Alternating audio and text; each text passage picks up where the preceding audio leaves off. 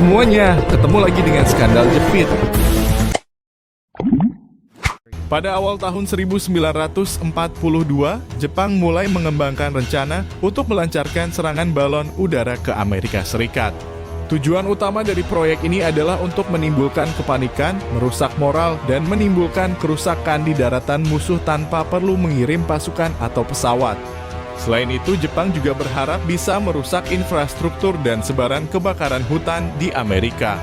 Strategi yang digunakan adalah Fusen Bakudan atau bom balon udara Jepang. Ini adalah upaya unik dan tidak konvensional yang dilakukan oleh Jepang selama Perang Dunia II untuk melancarkan serangan balon udara ke Amerika Serikat. Bom balon udara dirancang dengan kantong udara besar yang ditiup dengan hidrogen. Di bawah kantong udara terdapat muatan bom serta perangkat peluncuran dan sistem pengaturan ketinggian yang cukup sederhana. Balon ini dirancang agar mampu mengarungi angin lintas Pasifik dan mencapai daratan Amerika Serikat. Serangan ini dimulai antara November 1944 dan April 1945. Jepang meluncurkan sekitar 9.000 hingga 10.000 balon udara menuju Amerika Serikat. Balon-balon ini dihembuskan ke arah jet aliran udara tinggi di atas Pasifik yang kemudian akan membawa mereka ke daratan Amerika. Perjalanan balon bisa memakan waktu beberapa hari hingga berminggu-minggu tergantung pada arah dan kecepatan angin. Meskipun Jepang berharap bom balon udara ini diharapkan akan menimbulkan kerusakan dan kepanikan, ternyata dampaknya pada Amerika Serikat sebenarnya cukup terbatas dan tidak signifikan. Beberapa balon berhasil mencapai daratan dan menyebabkan beberapa insiden seperti peledakan di hutan, kebakaran hutan, dan kerusakan kabel listrik. Namun tidak ada kerusakan besar yang terjadi dan tidak ada korban jiwa yang diketahui langsung terkait dengan serangan ini. Sementara banyak balon tidak pernah ditemukan atau mengenai daerah yang jarang dihuni, beberapa balon berhasil ditemukan di berbagai wilayah Amerika Serikat. Pada bulan Mei 1945, sebuah kelompok balon ditemukan di Oregon oleh sekelompok anak-anak yang tanpa sadar menyentuhnya, menyebabkan ledakan yang menewaskan 6 anak dan seorang wanita yang mendampingi mereka. Setelah perang berakhir, pemerintah Amerika Serikat memberlakukan penyensoran berita mengenai balon udara tersebut untuk mencegah Jepang mengetahui keberhasilan mereka dalam mencapai daratan Amerika. Upaya balon ini sendiri tidak mencapai hasil yang signifikan dan tergolong dalam kategori senjata terputus yang tidak efektif secara strategis. Bom balon udara Jepang adalah salah satu contoh unik dari upaya perang yang tidak konvensional dan inovatif.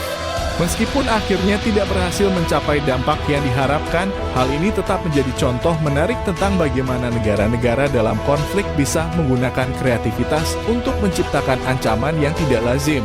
Bom balon udara Jepang meskipun memiliki niatan untuk menimbulkan kerusakan dan kepanikan di Amerika Serikat, sebenarnya memiliki dampak yang terbatas dan tidak signifikan.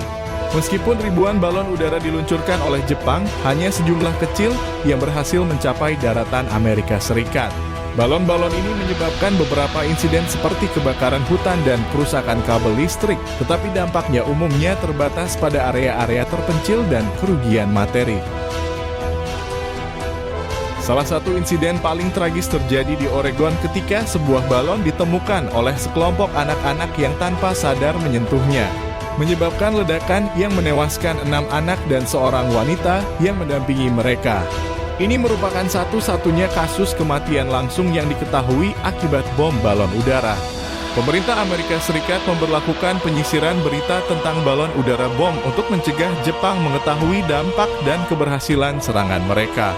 Tujuannya adalah untuk mencegah Jepang mendapatkan umpan balik positif atau inspirasi dari upaya mereka. Secara keseluruhan, bom balon udara Jepang dianggap sebagai kegagalan strategis. Upaya ini tidak berhasil mencapai tujuan mereka untuk menimbulkan kerusakan besar atau mengganggu operasi perang Amerika Serikat. Meskipun akhirnya tidak berhasil, bom balon udara Jepang tetap menjadi contoh unik dari inovasi dalam perang.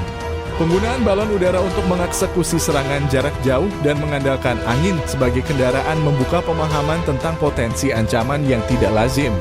Balon-balon ini menunjukkan keterbatasan teknologi pada masa itu dalam hal akurasi dan kendali jarak jauh. Kebanyakan balon tidak mencapai target yang diinginkan dan akhirnya hanyut ke daratan terpencil atau lautan. Meskipun bom balon udara tidak berhasil dalam memberikan dampak besar dalam Perang Dunia II, upaya ini mencerminkan komitmen Jepang untuk mencari cara-cara baru dalam perang total dan tidak konvensional saat mereka menghadapi tekanan dari sekutu. Secara keseluruhan, bom balon udara Jepang adalah contoh unik dari strategi yang tidak konvensional dalam perang. Tetapi dampaknya jauh lebih terbatas dibandingkan dengan upaya-upaya lain yang dilakukan oleh Jepang dan negara-negara lain selama Perang Dunia II.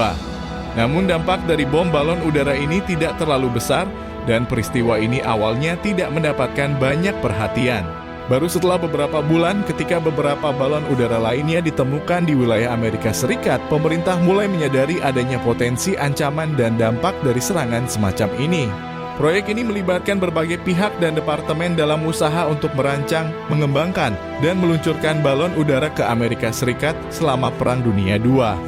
Proyek bom balon udara diawasi oleh Divisi Teknologi Khusus Angkatan Darat Jepang. Divisi ini bertanggung jawab untuk mengembangkan berbagai teknologi baru untuk keperluan militer, termasuk pengembangan bom balon udara. Balon udara dirancang oleh tim insinyur dan ilmuwan Jepang yang bekerja di bawah bimbingan Departemen Ilmu Pengetahuan Jepang. Mereka merancang sistem peluncuran, kendali ketinggian, dan sistem pengebomannya. Meskipun proyek ini terutama dikendalikan oleh Angkatan Darat, Angkatan Laut, Jepang juga terlibat dalam beberapa aspek proyek, terutama dalam hal logistik dan peluncuran dari perairan Jepang. Beberapa universitas dan institusi penelitian di Jepang juga mungkin terlibat dalam menyediakan pengetahuan ilmiah dan teknis yang diperlukan untuk mengembangkan teknologi bom balon udara. Pada tahap akhir perang, Jepang menggunakan tenaga kerja paksa, termasuk tawanan perang dan warga sipil yang dikerahkan untuk memproduksi bom balon udara dan meluncurkannya. Penting untuk dicatat bahwa informasi rinci tentang individu-individu tertentu yang terlibat dalam proyek ini mungkin tidak selalu tersedia secara terbuka, terutama karena usaha Jepang untuk merahasiakan upaya mereka. Proyek bom balon udara Jepang merupakan contoh dari bagaimana berbagai departemen pemerintah, ilmuwan, insinyur, dan tenaga kerja paksa dapat bekerja sama dalam usaha militer yang tidak konvensional dan inovatif.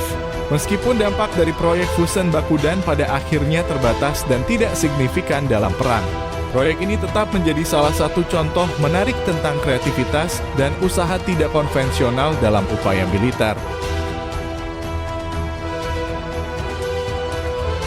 Terima kasih telah menonton tayangan ini. Jangan lupa like, comment, and subscribe untuk membangun channel ini lebih baik lagi. Wassalam.